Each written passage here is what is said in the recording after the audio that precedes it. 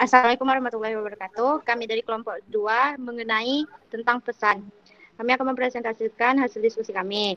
Yang pertama, teori pengertian secara semantik. Penafsiran adalah sebuah istilah untuk bagaimana kita memahami pengalaman kita. Charles Osgood, seorang psikolog sosial terkemuka pada tahun 1960-an, berpengaruh tentang makna pada masa itu. Psikologi dominasi ilmu perilaku. Teori Osgood berhubungan dengan cara mempelajari makna tersebut, berhubungan dengan pemikiran dan perilaku. Sekarang dianggap sebagai sebuah karya. Teori Osgood adalah sebuah tempat yang berguna untuk mulai berpikir tentang bagaimana lawan bicara memahami pesan. Lanjut. Teori Osgood memulai dengan bagaimana individu belajar bahwa kita memberi respon terhadap rangsangan dalam lingkungan, membentuk sebuah hubungan rangsangan-respon. Osgood yakin bahwa asosiasi R yang dipelajari ini bertanggung jawab dalam pembentukan makna. Oleh sebab itu, pemaknaan Anda berada di antara rangsangan fisik terbang dan respon perilaku Anda terhadap rangsangan tersebut. Rangsangan dari luar menghasilkan sebuah pemaknaan internal yang akan menghasilkan respon keluar. Respon internal dan rangsangan internal. Keseluruhan rangkaian terdiri atas satu rangkaian fisik, keseluruhan rangkaian terdiri atas fisik, respon internal, rangsang internal, dan respon ke arah luar. Jika mereka tidak benar-benar takut pada penyebutan kata pesawat terbang, maka mereka akan memberitahu Anda bahwa mereka akan memilih untuk tidak terbang karena mereka tahu akan seperti apa respon mereka sebenarnya. Makna karena hal itu bersifat internal, istimewa terhadap pengalaman seseorang dengan rangsangan alami tersebut konotatif. Sebagian besar makna tidak dipelajari sebagai sebuah hasil dari pengalaman langsung dengan rangsangan yang alami. Contoh dari rasa takut untuk terbang dan rasa takut terhadap laba-laba adalah negatif, tetapi semua pemaknaan termasuk yang positif dan yang netral dipelajari dengan cara yang sama. Lanjut, Eni. Salah satu kontribusi besar Osgood adalah karyanya pada pengukuran makna. Ia mengembangkan perbedaan semantik, sebuah alat bantu pengukuran yang beranggapan bahwa pemaknaan seorang dapat diungkapkan dengan penggunaan kata-kata sifat. Metodenya dimulai dengan mencari seperangkat kata sifat yang dapat digunakan untuk mengungkapkan konotasi Anda bagi setiap rangsangan, termasuk sebuah tanda. Osgood selanjutnya menggunakan sebuah teknik statistika yang disebut analisis fakta untuk mengetahui dimensi dasar pemaknaan Anda.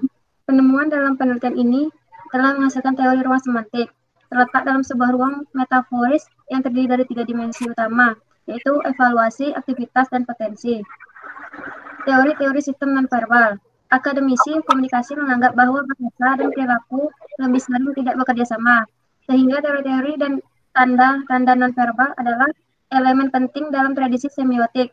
Para ahli tidak menyepakati apakah komunikasi itu sebenarnya, seperti Randall Harrison yang menegaskan istilah komunikasi nonverbal telah diterapkan untuk menyusun berbagai peristiwa yang membingungkan, dari masalah wilayah binatang sampai masalah peraturan diplomat, dari mimik muka sampai bentakan otot, dari dalam tetapi tidak tercurahkan, berperasaan seperti monumen rakyat di luar, dari menari dan drama sampai musik dan pelawak, dari arus pengaruh sampai arus lalu lintas, dari mode busana sampai ke mode arsitektur dan komputer analog. Kode nonverbal. Kode nonverbal adalah kumpulan perilaku yang digunakan untuk menyampaikan arti. Jules Bourgon menggolongkan sistem kode nonverbal seperti hanya memiliki beberapa struktur sifat. Pertama, kode nonverbal cenderung analog daripada digital. Sinyal digital mempunyai ciri tersendiri seperti huruf dan angka, sedangkan sinyal analog berkesinambungan seperti volume, suara, intensitas gaya. Oleh karena itu, sinyal nonverbal seperti ekspresi wajah dan intonasi suara tidak dapat dengan sederhana digolongkan menjadi kategori yang mempunyai ciri-ciri tersebut, tapi lebih dilihat sebagai perbedaan.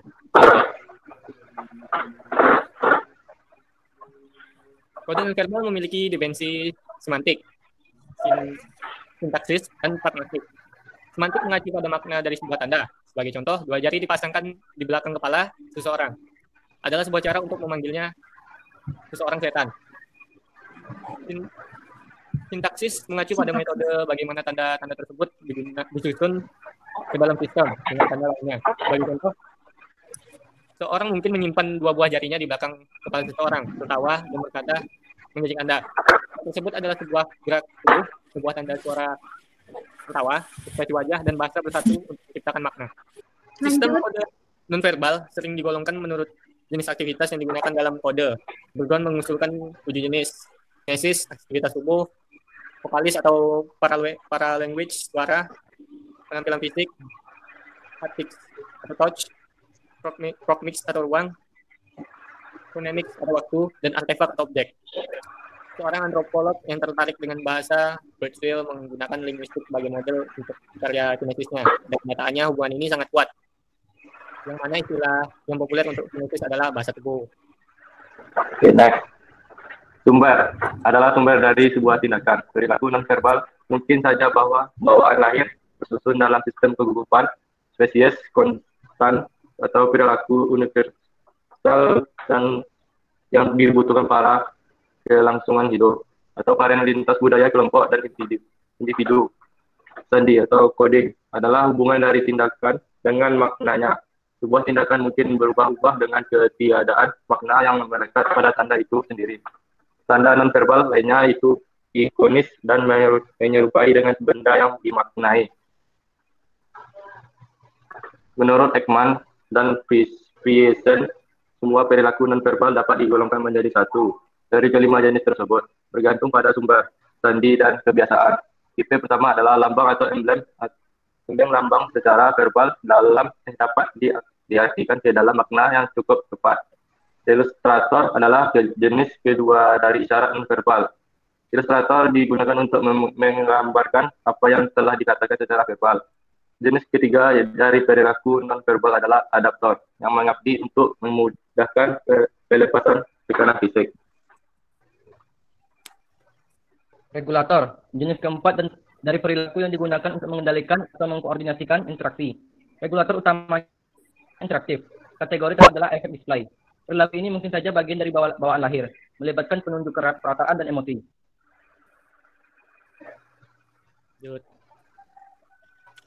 Proxemic. Kategori kedua pada nonverbal yang telah dikaji secara luas dalam komunikasi adalah proxemic. Secara spesifik, proxemic mengacu pada penggunaan jarak dalam komunikasi. Ini adalah kajian dalam bagaimana manusia menyusun jarak yang kecil dalam praktik kehidupan sehari-hari mereka. Ya, sekian presentasi kami.